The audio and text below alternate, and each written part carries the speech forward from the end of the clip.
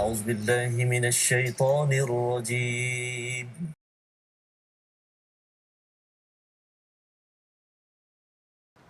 أعوذ بالله من الشيطان الرجيم. بسم الله الرحمن الرحيم.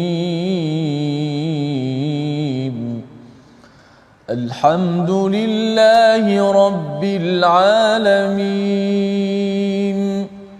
الرحمن الرحيم مالك يوم الدين إياك نعبد وإياك نستعين اهدنا الصراط المستقيم صراط الذين أنعمت عليهم غير المغضوب عليهم ولا الضالين.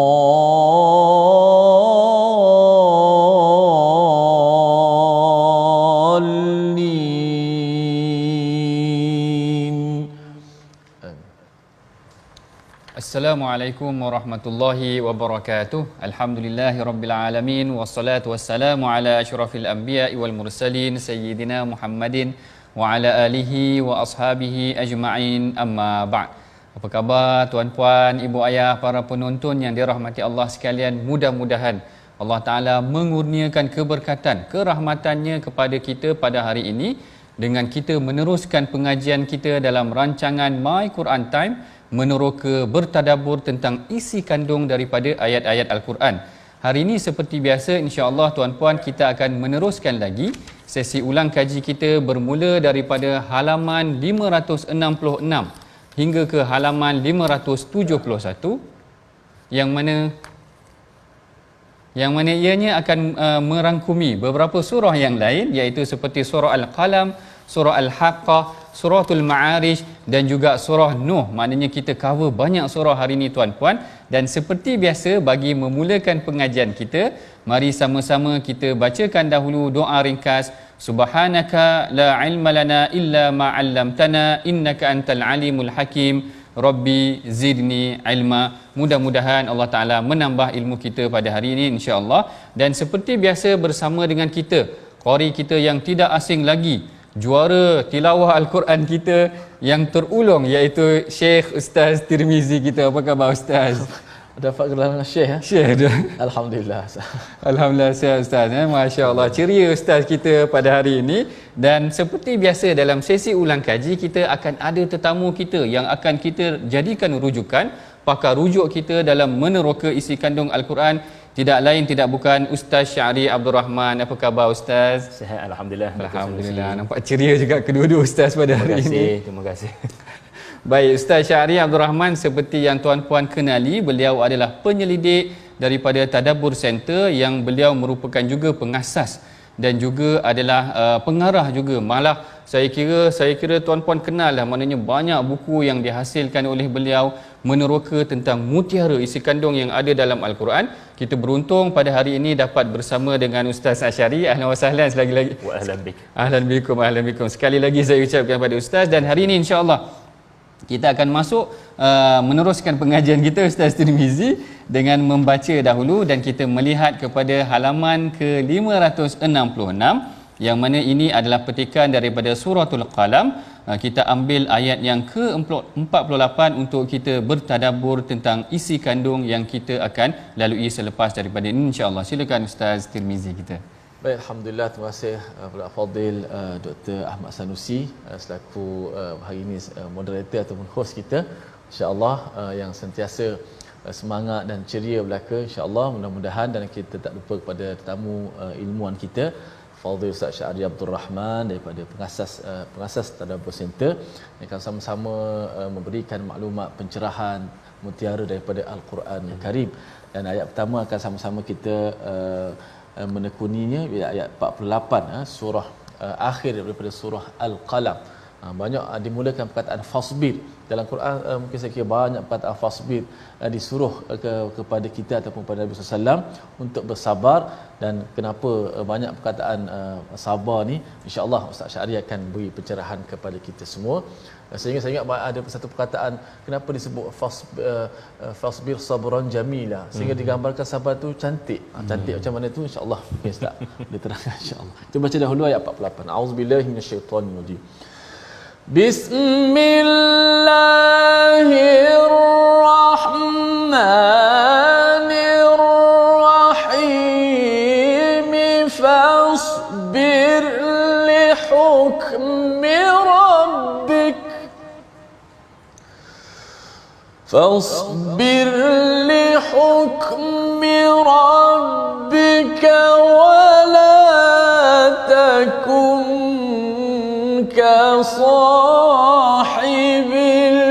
الحوت إذ نادى وهو مكذوم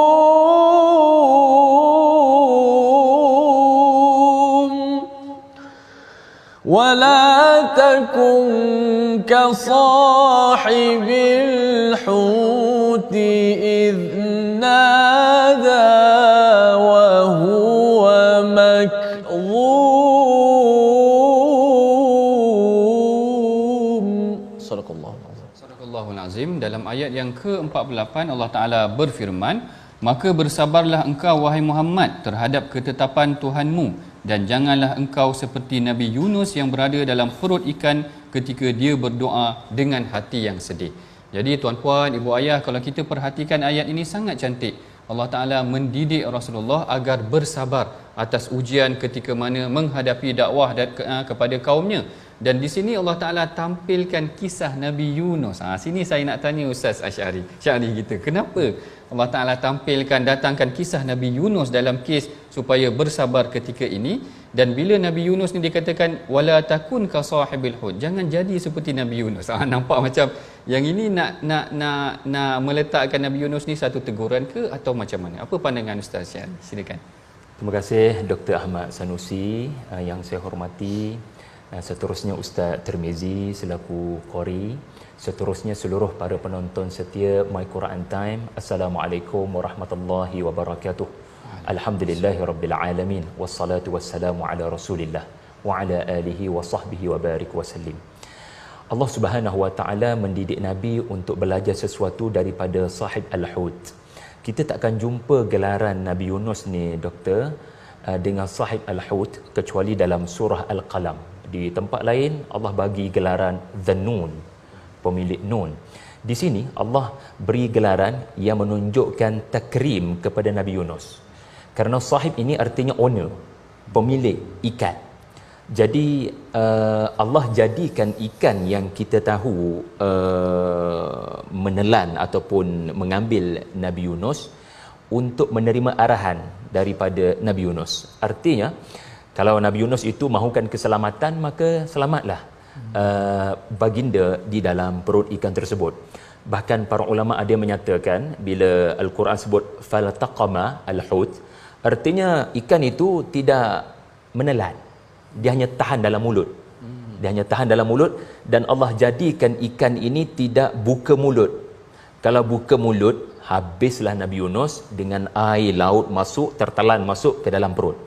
Rupa-rupanya penyebutan ikan di sini mengajar kita sesuatu tentang buka mulutmu bila perlu, jangan buka mulut bila tidak perlu. Kerana Nabi Yunus ini Allah Ta'ala telah sebut di dalam surah As-Saffat, baginda marah kepada kaumnya kerana kaumnya marah kepada baginda. Sebab kita tahu cerita Nabi Yunus, baginda berdakwah tetapi hilang kesabaran. Sebab itu ayat ini fasbir li hukmi rabbik, wahai Nabi sallallahu alaihi wasallam, sabar tunggu hukum Tuhan. Hukum di sini ditafsirkan sebagai perintah ataupun izin untuk meninggalkan kaum kamu. So selagi aku tidak benarkan kamu meninggalkan kaum kamu, walau benci macam mana sekalipun, dan Nabi tidak pernah membenci, tetapi walau tertekan macam mana pun di Makkah, jangan terfikir untuk check out. Jangan terfikir untuk keluar daripada Mekah atas nama, alah ada banyak tempat lain lagi boleh terima saya punya dakwah ni. Kalau kat sini orang tolak saya pergi channel lain, saya pergi tempat lain. Kenapa kita nak terus kekal di sini sedangkan kat sini orang tentang kita, orang lawan kita? Lalu Allah kata sabar. Jangan terikut-ikut apa yang pernah terfikir di fikiran Nabi Yunus, iaitu baginda telah meninggalkan kaumnya tanpa menunggu hukum Tuhan, tanpa menunggu izin Tuhan, tanpa menunggu perintah Allah.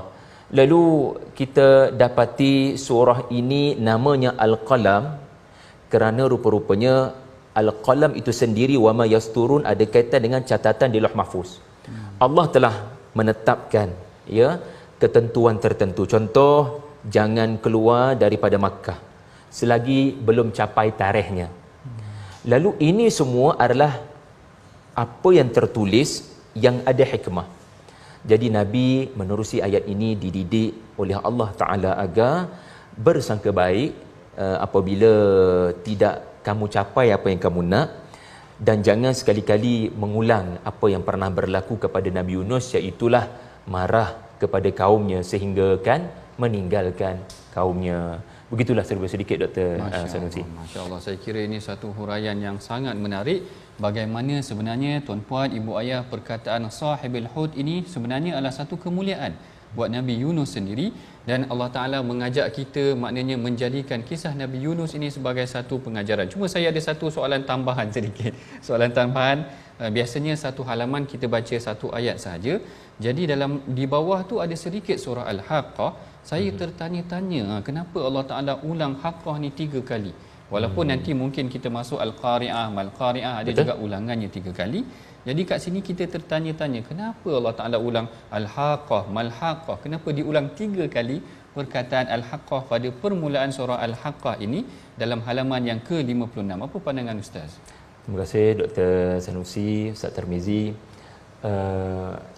Kadang orang Arab ini dia akan tercengang, rasa ajaib bila sesuatu ucapan tak cukup syarat. Contohnya, okey, saya duduk di sini tiba-tiba senyap.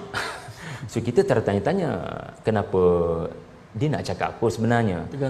Tergantung. Dia lebih orang tertanya-tanya, contohnya keputusan pilihan raya umum ini telah dimenangi. Wah, lepas tu tiba-tiba blackout. Jadi orang jadi apa hal kan? Jadi ayat 1 adalah mubtada' tak ada khabar. Ayat 2 mubtada' tak ada khabar. Jadi ini adalah satu fenomena kebahasaan yang menimbulkan satu keajaiban, menyebabkan orang kena stay nak dengar dia nak cakap apa sebenarnya. Al-Haqqah ja'at contohnya, barulah penuh ayat tu. Tetapi bila tergantung begitu, kerana ini uslub Allah Ta'ala pada menarik perhatian orang apa yang akan disampaikan selepas itu. Kerana manusia jarang memberi perhatian kepada hari pembalasan. Kerana manusia memberi perhatian kepada perkara lain dan bukannya membuat bekalan kepada hari kiamat, hari Al-Haqqah yang berasal daripada haqqun, realiti yang benar-benar akan terjadi. Lalu uslub Allah Ta'ala pun adalah bersifat menarik perhatian dan diulang-ulang sebanyak 3 kali seperti yang Ustaz Sanusi sebutkan tadi, Al-Qari'ah, kerana memang sifat pelupa diingatkan berkali-kali. Kan turun makan, anak kita tak sambut pun, turun makan. Bila 3 kali baru kita dilihat serius oleh anak kita, baru kena dan terpaksa turun makan. Jadi ini antara hikmah Allah menyebut sehingga 3 kali surah yang amat penting, dan bila penting ini Allah ulang 3 kali khususnya dalam sajak-sajak yang menyentuh hari pembalasan, hari kiamat. Masya Allah, terima kasih Ustaz Syahri kita atas penjelasan yang saya kira agak keras ataupun agak pengulangannya agak jelas di situ. Bagaimana keras itu sampai ulang 3 kali. Kalau panggil anak tu sekali dia tak dengar lagi.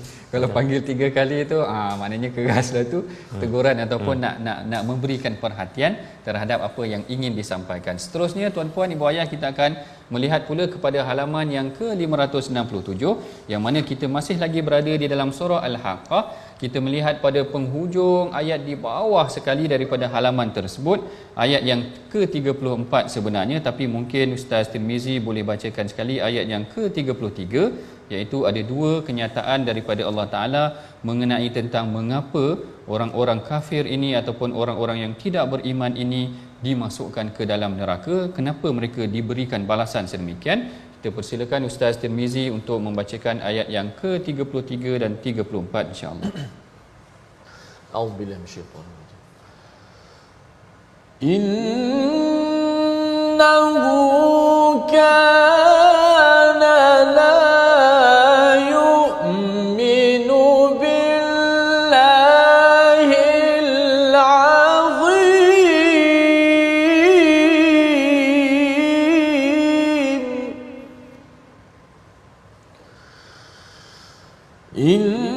Innahu kana la yu'minu billahil azim wa la yahuddu ala ta'amil miskin.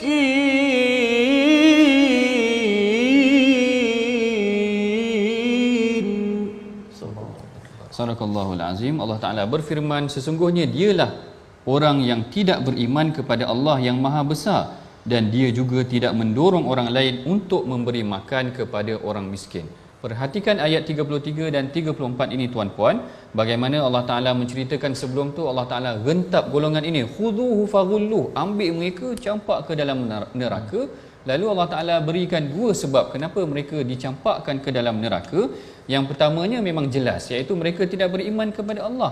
Tetapi yang kedua ini memberikan kita, menarik perhatian kita, iaitu mereka yang tidak beri makan ataupun tidak menggalakkan orang beri makan kepada orang miskin ini juga dikaitkan seakan-akan ia adalah kesalahan besar. Di sini yang saya nak tanya Ustaz Syahri, kenapa sebenarnya dikaitkan juga dengan orang yang tak beri makan ini dengan seakan-akan besar kesalahannya seperti tidak beriman kepada Allah? Kalau kita lihat ayat 34, dia bukan sekadar tidak memberi makan pada orang miskin, tetapi dia menggalakkan orang lain untuk tidak memberi makan pada orang miskin. Ini dua kategori berbeza. Satu orang memang dia tak ada perasaan pada orang miskin, tetapi ada satu orang ni bukan setakat dia tak ada perasaan pada orang miskin, dia provokasi, dia promosi pada orang, jangan buat apa-apa pada orang macam ni, mereka ni tak ada nilai dalam masyarakat. Kumpulan-kumpulan ini adalah kumpulan-kumpulan yang mewujudkan satu sistem, sehingga sistem itu menyebabkan yang miskin terus miskin, yang tak dapat makanan terus tak dapat makanan. Bahkan kalau kita baca surah ini daripada awal, kita akan bertemu dengan cerita kaum 'Ad, kaum Thamud, kaum Nuh. Inilah cerita manusia-manusia yang memandang hina orang-orang miskin dan menyuruh seluruh penduduk di negeri mereka agar memandang hina dan tidak menyumbang apa-apa kepada mereka. Jadi semoga Allah pelihara kita daripada terbabit dalam sistem yang menyebabkan yang kaya terus kaya dan yang miskin terus miskin, tuan-tuan. Itu antara mesej ayat inilah, Fadil Dr. Sanusi. Baik, terima kasih Ustaz Syahri atas jawapan yang diberikan. Dan saya kira sebenarnya bantuan terhadap orang miskin ini adalah satu galakan yang dilakukan oleh Rasulullah sallallahu alaihi wasallam sendiri. Saya ingat kisah kaum Asy'ariyun. Dekat-dekat dengan nama Ustaz Syahri dah. Kaum Asy'ariyun yang mana Allah Taala kata, Rasulullah sallallahu alaihi wasallam bersabda, dia kata innal asy'ariyin idza armalu fil ghazwi. Kaum Asy'ariyun ni kalau mereka kekurangan makanan, bekalan makanan dalam peperangan ataupun qalla ta'amahum, kurang makanan mereka, mereka akan jama'u fi thawbin wahid, mereka akan kumpulkan makanan dalam satu bekas ataupun satu kain, lalu mereka mengagih-agihkan sesama mereka, membantu orang yang susah sesama mereka. Lalu Rasulullah puji, Rasulullah kata fahum minni wa ana minhum. Allahu akbar, satu kemuliaan. Bukan senang Rasulullah anggap dia sebahagian daripada kita, kita sebahagian daripada mereka, seakan-akan mereka tu ahli keluarga Rasulullah. Rasulullah memuji kaum Asy'ariyun ini kerana mereka membantu sesama mereka. Sikap golongan yang kafir ini tadi, mereka bukan saja tidak membantu golongan yang susah, bahkan tidak menggalakkan orang-orang lain untuk membantu orang yang susah. Hari ini tuan-puan, daripada dua halaman ini kita dapat dua pengajaran yang penting, tiga sekurang-kurangnya. Yang pertama tadi mengenai tentang sabar, sikap sabar dan mencontohi Nabi Yunus itu tadi, bagaimana kesabaran Nabi Yunus dalam menghadapi segala ujian. Kemudian yang kedua, kita sering diperingatkan tentang sesuatu kebenaran, kalau perlu diulang-ulangilah beberapa kali. Dan yang ketiganya mengenai tentang galakkan, menyantuni, bahkan memberikan perhatian kepada golongan yang miskin, kerana ini adalah satu perkara yang dituntut di dalam agama. Bahkan Rasulullah sendiri berdoa ataupun banyak bersama dengan golongan yang miskin. InsyaAllah kita akan masuk seterusnya kepada halaman yang ke-568, iaitu kita akan melihat kepada ayat yang agak menarik juga mengenai tentang keadaan ataupun berlakunya nanti pada hari kiamat yang akan berlaku, iaitu kita melihat pada ayat yang keempat daripada halaman 568 suratul Ma'arij, ayat yang keempat yang akan dibacakan oleh Ustaz Tirmizi kita. Silakan Ustaz. InsyaAllah saya akan baca ayat keempat, tapi saya sama saya lagi ayat kelima. Boleh. Saya tu tak apa ni. Tadi saya tanya di awal tadi ada fasbis sabrun jamila. Ada di situ rupanya. Rupanya kat sini insya-Allah. Rugi tak baca. Juga akan. 4 dan 5 Okey. Auzubillahi minasyaitanir rajim. Tarujul malaikatu war-ruhu ilaihi fi yawmin kana miqdaruhu 50,000 sanatin fasbir sabran jamila. Sadaqallahul Azim. Dalam ayat ini Allah Ta'ala berfirman, jalan para malaikat dan Jibril naik menghadap Tuhan dalam masa sehari. Baik, mengenai tentang ayat ini kita akan bincangkan lagi selepas daripada ini. Nanti tuan-puan akan tertanya-tanya juga, menarik juga, kita tangguhkan seketika seperti Al-Haqqah tu tadi. Kita tunggu dahulu, kita rehat dulu seketika, jangan ke mana-mana. My Quran Time, baca, faham, amal.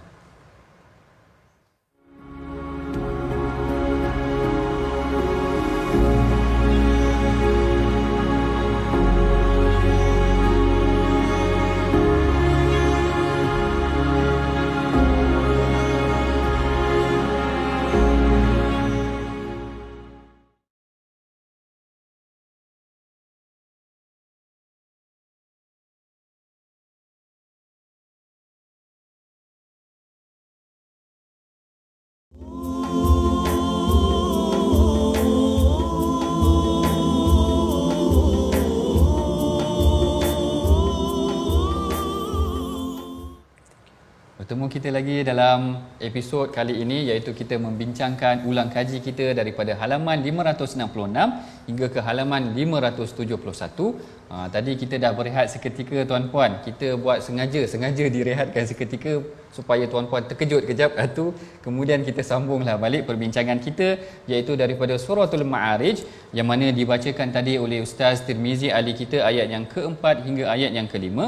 Allah Ta'ala berfirman, saya bacakan daripada ayat yang ketiga, dari Allah yang menguasai tempat-tempat turun naik, jalan para malaikat dan Jibril naik menghadap Tuhan dalam sehari seperti 50,000 tahun bagi orang yang berdosa kerana banyak hitungan hisab. Maka bersabarlah engkau wahai Muhammad dengan kesabaran yang baik. Jadi kalau sekiranya ibu ayah, tuan-puan, para sahabat Al-Quran perhatikan di sini, dalam ayat yang keempat Allah Ta'ala nak cerita tentang naiknya para malaikat, dan di sini secara spesifik disebutkan juga Jibril, Ustaz, maknanya disebutkan ta'rujul malaikatu warruh, naiklah para malaikat dan bersama dengannya Jibril, iaitu roh tu adalah Jibril itu sendiri. Timbul persoalan di sini, kenapa Allah Ta'ala tak kata naiklah saja para malaikat tetapi disebutkan juga Jibril? Kenapa? Apa istimewanya Ustaz Syahri? Kenapa disebutkan juga roh ataupun Jibril di sini dalam ayat yang keempat ini? Ini soalan aras tinggi. Tetapi sangat penting untuk kita tahu jawapan. Pertama, Allah menyebut Jibril selepas malaikat. Yang kedua, Allah sebut Jibril sebagai ar-ruh.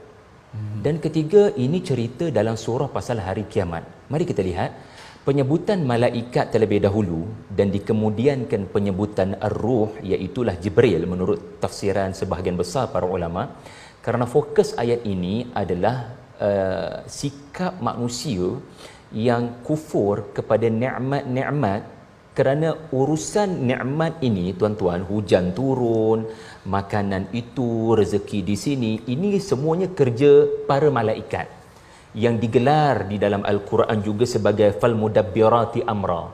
Mereka yang mentadbir urusan, mengagih-agihkan rezeki, melaksanakan qada dan qadar Allah kepada manusia.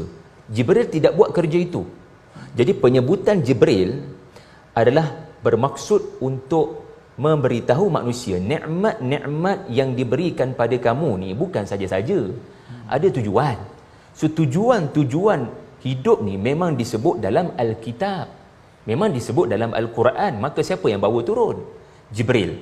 Jadi kesimpulannya, ayat ini nak menceritakan tentang hari kiamat adalah hari di mana segala catatan akan dibentangkan, yang mana pencatat-pencatat ini adalah para malaikat, bukan Jibril. Dan apa yang akan dicatat adalah respon manusia kepada nikmat yang malaikat doa tu. So adakah manusia ni telah respon pada nikmat ini dengan sifat syukur?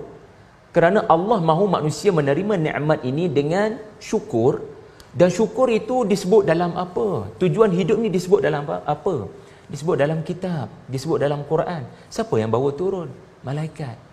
Ya, malaikat Jibril maksud saya. So Jibril disebut ar-ruh juga adalah kerana Allah Ta'ala nak menunjukkan bila Al-Quran diturunkan oleh Jibril, ia seharusnya menyentuh rohani kita, bukan hanya meniti di dalam lidah kita sahaja atau sekadar dibaca sahaja. Ia mesti menyentuh qalbu dan menyentuh rohani, mencetuskan perubahan. Itulah serba sedikit Dr. Ahmad Sanusi tentang ar-ruh itu.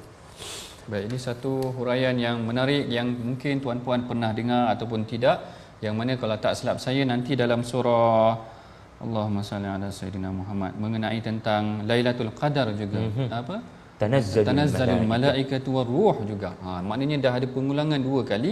Sangat menarik kenapa Allah Taala sebutkan secara spesifik mengenai tentang Jibril itu sendiri di sini dengan peranan dia, dan juga dia antara kemuliaan juga barangkali diberikan oleh Allah Taala secara spesifik disebutkan juga di sini.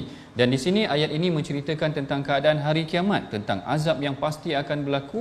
Kemudian dalam halaman yang ke-11, sekiranya tuan-puan perhatikan pada halaman ke-569, Allah Taala menceritakan tentang sikap-sikap manusia yang membawa mereka kepada kebaikan ataupun azab nanti pada hari akhirat. Maka salah satu sifat yang Allah Ta'ala sebut juga di dalam Al-Quran adalah seperti ayat yang ke-19. Sekiranya tuan-puan ada bersama dengan tuan-puan mushaf dan mushaf yang ada, mari sama-sama kita bacakan dahulu ayat yang ke-19 hingga ayat yang ke-21 supaya kita dapat sama-sama bertadabbur ataupun menghayati. Bukan sekadar Ustaz Tirmizi sahaja yang baca, tetapi kita sama-sama dan kita bertadabbur, memerhatikan apakah isi kandung pengajaran yang kita boleh perolehi daripada ayat yang ke-19 ini, insya-Allah. Silakan Ustaz Tirmizi kita. Baik. Auzubillahi minasyaitanir. Innal insana khuliqa halu'a idza massahu asy-syarru jazu'a wa idza massahul khairu manu'a. Sadaqallahul azim. Dan pada ayat yang ke-19 Allah Taala berfirman, sesungguhnya manusia itu diciptakan bersifat suka mengeluh, dan apabila mereka ditimpa kesusahan dia akan berkeluh, dan apabila mereka mendapat kebaikan iaitu harta dia akan menjadi bakhil. Di sini menariknya, di sini perkataan halu'a, innal insana khuliqa halu'a. Allah Taala menjadikan manusia itu ada tabiatnya yang suka berkeluh kesah. Jadi di sini sebenarnya bagaimana Ustaz kita nak menanggapi ayat ni? Apakah sebenarnya kita tak boleh nak mengeluh kalau kita penat ke, ataupun bagaimana sebenarnya apa yang cuba disampaikan tadabbur kita daripada ayat ini, insya-Allah.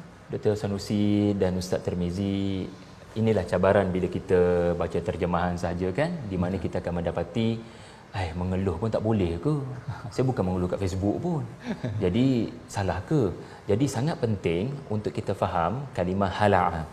Hala'a ni adalah perkataan orang yang sangat lapar sehingga bercakap pun tak nak sebab dia terlalu letih.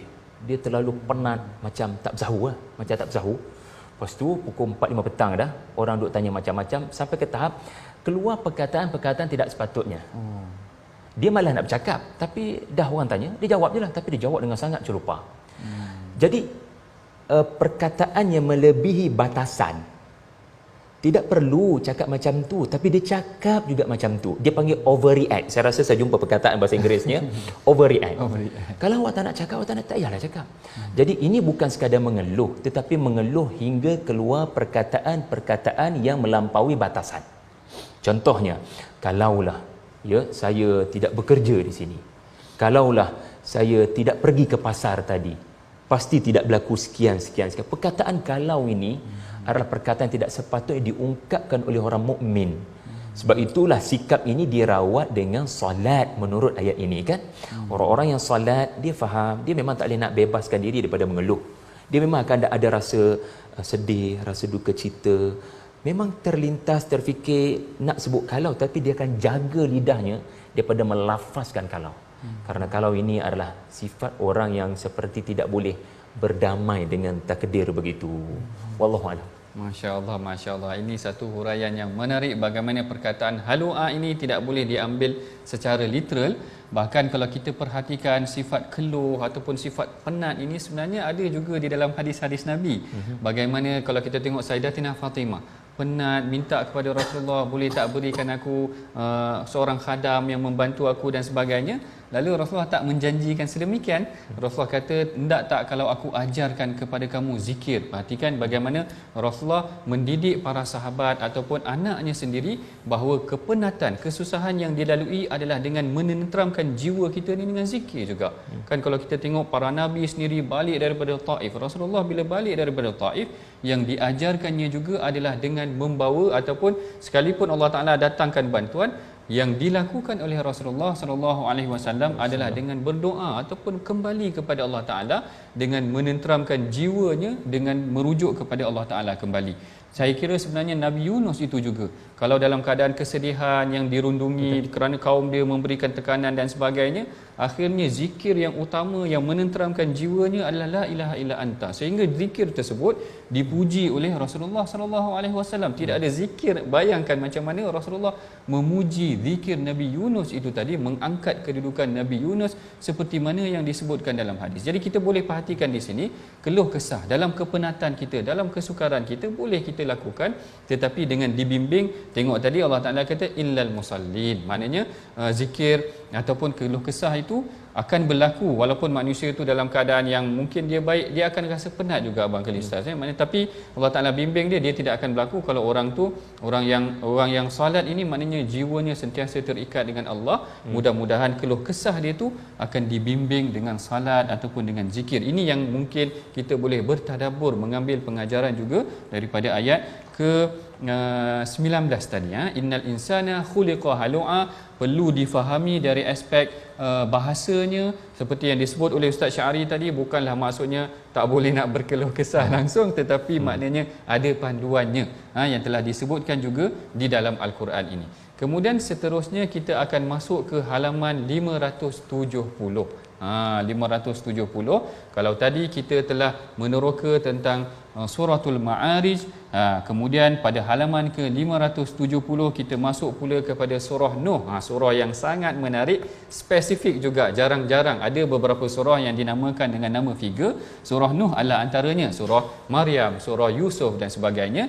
Ini antara pengajaran yang menarik juga kita belajar daripada sikap ataupun kaedah dakwah Nabi Yunus, yang mana kalau kita perhatikan ibu ayah, tuan-puan, dalam ayat yang ke 8 dan ke 9 ada diceritakan di sini mengenai tentang kaedah dakwah dia. Kaedah dakwah Nabi Nuh ini tadi. Mari sama-sama sebelum tu kita bacakan dahulu ayat yang ke-8 dan ayat yang ke-9 lah daripada surah Nuh ini. Mudah-mudahan kita boleh mengamalkan bagaimana kaedah dakwah yang dilaksanakan oleh Nabi Nuh itu sendiri. Silakan Ustaz. Auzubillahi minasyaitanir rajim. ثم إني دعوتهم جهارا ثم إني أعلنت لهم وأسررت لهم إسرارا. Surahul Azim. Dalam ayat yang ke-8 Allah Ta'ala berfirman, lalu aku menyeru mereka secara terang-terangan dan kemudian aku menyeru mereka secara terbuka dan dengan diam-diam. Di sini ada dua kali sebut, sekejap terang, sekejap secara jahar ataupun secara terang-terang, sekejap secara bersembunyi-bersembunyi. Sebenarnya apakah kaedah ataupun apakah maksud yang dimaksudkan daripada ayat yang ke-8 dan ke-9 ni Ustaz? Macam mana dakwah secara terang, secara sembunyi itu macam mana sebenarnya? Kita berada dalam surah Nuh, di mana baginda Nuh alaihi salam sedang mengadu kepada Tuhan yang dia telah melakukan yang terbaik untuk selamatkan kaumnya. Baginda berdoa yang dirakam dan diabadikan dalam surah Nuh ini kerana baginda telah diarahkan Allah berhenti berdakwah. So Nabi Nuh ini mahu berdakwah sampai ke titisan peluh dan darah yang terakhir sebenarnya, tetapi Allah menghentikan baginda daripada berdakwah. So baginda rasa bersalah dan inilah surah yang merakamkan doa baginda, I'm doing my best. Dan antara my best yang baginda lakukan adalah cara berdakwah. So nombor satu, baginda berdakwah malam dan siang. Ketuk pintu rumah ke rumah, bukan jual produk tuan-tuan. Nak seru pada Islam, aslim taslam. Lepas tu pintu rumah ditutup, orang tak nak dengar, orang kata orang tua ni lagi, kasihan Nuh alaihi salam.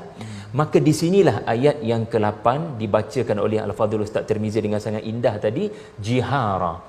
Jihara ini adalah anda berdakwah secara terang-terangan dalam majlis keramaian. So Nabi Nuh alaihi salam memerhatikan tarikh-tarikh tertentu, kalendar-kalendar tertentu. Macam kita lah, ada hari kebesaran tertentu di mana orang ramai akan berkumpul, Ustaz kan. So baginda akan memunculkan dirinya dalam majlis keramaian orang-orang kafir ini, dan baginda merebut peluang ramai orang itu untuk bercakap. Tetapi pastinya orang marah kerana dikatakan ganggu majlis. Tetapi Nabi Nuh dapat perhatikan mungkin ada orang tertentu ni, sebab majlis keramaian mesti ada orang-orang luar, foreigner datang. Dan mereka kali pertama mendengar dakwah ini, nampak macam duk angguk-angguk kepala pada ucapan Nabi Nuh. So Nabi Nuh mengenal pasti mungkin 2-3 orang daripada 200-300 orang. So 2-3 orang ni baginda pergi dengan lebih hampir melakukan a'lantu. Di sinilah a'lantu yang bermaksud memberitahu apa yang rahsia. So maksudnya berlakunya follow up. Nabi Nuh pergi kepada orang-orang yang dilihat berpotensi, yang mungkin bertanya lebih lanjut, awak ni duduk di mana? Yang bertanya lebih lanjut ini maknanya menunjukkan minat. So Nabi Nuh pergi bertemu dengan diorang mungkin dalam satu tempat yang terasing, supaya mereka-mereka ni tidak rasa terancam kerana mungkin dikatakan, oh awak berminat dengan ajaran Nabi Nuh, jadi mungkin akan dianggap sebagai musuh. Lalu bila mereka menunjukkan minat, wa asrartu, lalu Nabi Nuh beri jaminan kepada mad'u baru ini, insya-Allah kamu, saya akan jaga nama kamu, saya tak akan bocorkan nama kamu, pasangan kamu, keluarga kamu yang tidak beriman takkan tahu kamu memeluk Islam bersama dengan aku. So ini usaha Nabi Nuh untuk jaga orang-orang beriman yang jumlahnya sangat kecil dan sangat kerdil, Ustaz. Masya-Allah. Masya Allah. Yang ni adalah kita anggap bagaimana salah satu daripada kaedah dakwah Nabi Nuh itu sendiri, yang mana ia melakukan secara jihara, secara keras ataupun terang-terangan, dan juga secara rahsia. Dia seakan-akan berkait juga dengan keadaan pada zaman Rasulullah juga, Ustaz Syari. Maknanya ada kalanya Rasulullah memulakan dakwah tu 3 tahun yang awal secara rahsia, kemudian secara terang-terangan juga berlaku. Barangkali fasa itu adalah fasa-fasa yang berbeza. Dan yang menariknya, ini ada soalan ekstra sedikit di sini. Bila dah kesusahan berlaku, maka yang salah satu elemen yang didakwahkannya adalah istighfar. Kan kalau kita baca di bawah tu, Nabi Nuh kata faqultu astaghfiru rabbakum innahu kana ghaffara. Maknanya selain daripada dia dakwah, bertemu ataupun mentauhidkan Allah Taala, diajak juga kaumnya supaya beristighfar. Jadi andai sekiranya kalau ayat 10 ni ada tentang kelebihan istighfar, ayat yang ke-11 juga ada menyebutkan tentang kelebihan-kelebihan istighfar. Betul. Juga diberikan rezeki dan sebagainya.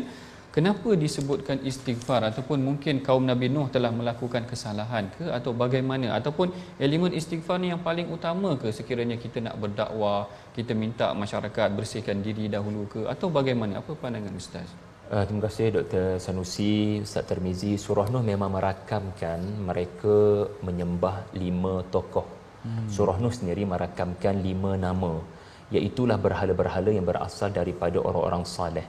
Jenayah mereka berat kerana mereka melakukan syirik buat kali pertama. Inilah syirik yang pertama. Syirik ni makhluk asing sebenarnya, tetapi akhirnya berjaya menjajah bumi menerusi peranan iblis dan syaitan. Orang soleh yang pada awalnya mesti dikenang dan dijadikan inspirasi, motivasi, tiba-tiba seseorang itu melebihi tahap sepatutnya, sampai tahap menyembah dan sujud kepada patung 5 orang tersebut. Jadi Nabi Nuh dalam dakwah baginda, subhanallah, sangat lunak perkataan baginda, sangat prinsip baginda memudahkan. Saya tidak expect terlalu banyak daripada kalian. Saya tidak menyebut solat, zakat, just istighfar, taubat nasuha, mohon ampun pada Tuhan, dan Allah akan mengampunkan kamu seumpama bayi yang baru lahir.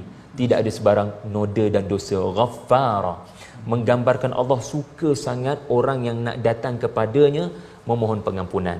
Dan lebih menarik lagi, baginda mengaitkan istighfar dengan kedatangan rezeki. Para ulama tafsir kita menyatakan waktu ini kaum Nabi Nuh telah ditimpa musibah kemarau yang panjang. Lalu kerana musibah susah mendapat air walau setitik berbulan-bulan dan tantah bertahun-tahun, mereka tiba-tiba mendengar Nabi Nuh memberikan satu jalan keluar yang aneh dan pelik, iaitulah Allah akan turunkan hujan midraran, iaitulah dengan kadar yang banyak. Jadi pendakwah-pendakwah kita semua dalam dakwah kena betul-betul bersifat menggembirakan dan bukan sekadar memberikan duka cita, beri harapan, bukan sekadar memberikan ancaman, kerana ini metod dakwah Nabi Nuh alaihi salam. Baik, terima kasih Ustaz Syari. Saya kira ada banyak pengajaran yang menarik yang saya boleh simpulkan di sini daripada huraian Ustaz Asy'ari sendiri mengenai tentang kaedah dakwah Nabi Nuh. Yang pertama iaitu mengenai tentang bagaimana teknik dakwah itu perlu pelbagai. Kalau diperlukan kita berdakwah secara direct, secara terang-terangan, maka diberikan secara terang-terang. Kalau perlu dicakapkan secara rahsia, maka dicakapkan secara rahsia ataupun disampaikan secara sembunyi-sembunyi. Kerana manusia itu keadaannya, situasinya berbeza-beza. Ada yang boleh terima secara direct, ada yang sukar ataupun mungkin dia hanya menerima dakwah yang dilakukan secara lembut saja. Kita perhatikan bagaimana Rasulullah SAW sendiri membimbing para sahabat dengan kaedah yang berbeza. Ada yang diberi teguran yang keras. Inna fika mri'in jahiliyah. Rasulullah kata dalam jiwa kau ni masih ada sakit baki jahiliyah. Allah, kalau kita dengar sakit hati juga, okay, mungkin terasa juga kerana teguran Rasulullah beri keras. Ada kalanya Rasulullah beri dengan teguran yang lembut dan sebagainya. Ini kaedah-kaedah dakwah yang perlu dikuasai. Yang keduanya, Ustaz Syari juga memperingatkan kita tentang fakultu astaghfiru, tentang istighfar. Walaupun jalannya agak aneh yang dianggap oleh penduduk kaum Nabi Nuh itu sendiri, tetapi itulah jalan yang disampaikan untuk mendekatkan diri kita dengan Allah. Kita kembali dengan menyucikan diri kita. Allah Ta'ala menjanjikan satu jalan penyelesaian yang kita tak sangka-sangka. Nabi Nuh kata akan diturunkan kepada kamu rezeki, hujan lebat dan sebagainya.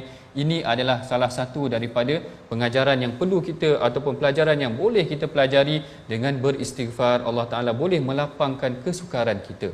Ini juga tuan-puan, oleh itu perbanyakkan beristighfar, kerana saya pun bawa perasan pada penghujung surah ini juga ditutup dengan doa Nabi Nuh agar kita dikurniakan keampunan. Nabi Nuh kata, Rabbighfirli wali walidayya, ya Allah, ya Tuhanku, ampunkan dosa aku, ampunkan dosa ibu ayah aku. Dia sendiri menjadikan dirinya sebagai contoh. Inilah dia pengajaran daripada ayat yang kita pelajari dalam sesi ulang kaji ini daripada halaman 566 hingga 571. Dan bagi memberkati pengajian kita pada hari ini, saya persilakan Ustaz Syahri kita untuk memimpin bacaan doa, insya-Allah. Terima kasih Ustaz Sanusi, Ustaz Tirmizi. Bismillahirrahmanirrahim. Alhamdulillahirabbil alamin. Wassalatu wassalamu ala Rasulillah wa ala alihi wa sahbihi wa barik wa sallim. Allahumma hdina wahdi bina wahdin nas jami'a waj'alna sababan liman ihtada. Allahumma arhamna bil Qur'an waj'alhu lana imaman wa nura wa hudan wa rahmah. Allahumma ja'alna minal ladina yastami'una al-qaul fayattabi'una ahsanah. Ya Allah, ya Tuhan kami, jadikanlah apa yang telah kami dengar daripada peringatan Al-Quran dapat kami amalkan dalam kehidupan dan kami dapat beristiqamah sehinggalah kepada detik terakhir kami hidup di atas muka bumi. Kekalkanlah kami dengan nikmat istiqamah dengan ajaran Al-Quran kalammu dan sunnah nabimu. Rabbana atina min ladunka rahmah wa hayyi' lana min amrina rashada.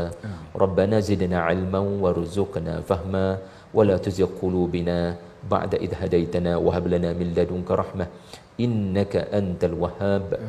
Rabbana atina fid dunya hasanah wa fil akhirati hasanatan wa qina adzaban nar wa qina adzaban nar wa qina adzaban nar wa adkhilna al jannata ma'al abrar bi rahmatik ya arhamar rahimin.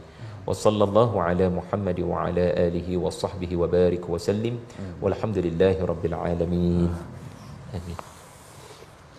Alhamdulillah, betul lah apa nama ni yang telah disampaikan oleh Al-Fadhil Ustaz Syahri Abdul Rahman. Mudah-mudahan dapat sama-sama kita amalkan dalam kehidupan kita. Terima kasih sekali lagi diucapkan kepada Ustaz, Doktor. InsyaAllah kita mengajak semua untuk sama-sama kita menyumbang dalam tabung gerakan Al-Quran.